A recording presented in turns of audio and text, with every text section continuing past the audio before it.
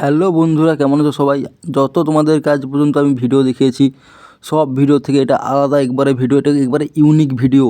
আজকে ভিডিওটা হতে যাচ্ছে যে এই যে দাদাভাই দেখছো যে বসে আছে, সামনে প্রদীপ, গোলাপ ফুল পাপড়ি যে পড়ে আছে, তো এই দাদাভাইকে ভৌতুকে আক্রমণ করেছিল। তো উনি কি হয়েছে, উনি রাত্রিবেলা কাজ সেরে আসছিল, কোথা থেকে ভৌতিক শক্তি এসে ওনার উপর অ্যাটাক করে বা আক্রমণ করে।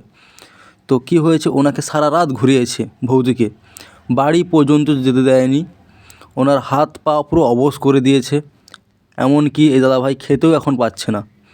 তো আমাদের ইউটিউবে ভিডিও দেখে উনি এখানে আমাদের কাছে আসছে, তো এসে সব কিছু আমাদেরকে জানায়, আমাদের সোনামায়ের কাছে আসে।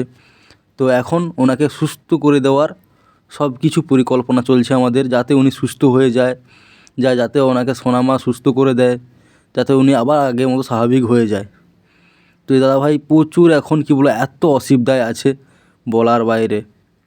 এ দাদাভাইকে আমারও কামনা করি সোনামায়ের কাছে, এ দাদাভাই যেন খুব তাড়াতাড়ি খুব সুস্থ হয়ে যাক, কেমন?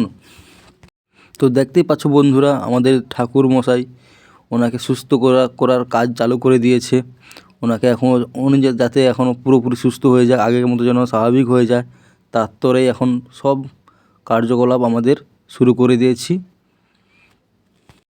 আমি আমাদের সোনামায়ের কাছে কামনা করি উনি যেন পুরোপুরি সুস্থ হয়ে যাক, আবার মতো যেন স্বাভাবিক হয়ে যাক, ঠিক কাজকর্ম করতে পারুক, যেন খেতে পারুক। উনি এতটাই যে কী বলবো, একটা ভৌতিকের আক্রান্ত হয়ে গেছে, এটা ভাই বলার বাইরে। আর যারা এরকম ভৌতিক আক্রমণ হয়ে আছো, সুস্থ হতে পারছো না, চারদিকে ছুটাছুটি করছো, কোনো লাভ হচ্ছে না, একবার আসুন আমাদের সোনামায়ের কাছে, আপনারাও দেখে যান। সোনামা আপনাদের মনস্কামনা ঠিক পূর্ণ করবে আপনাদের।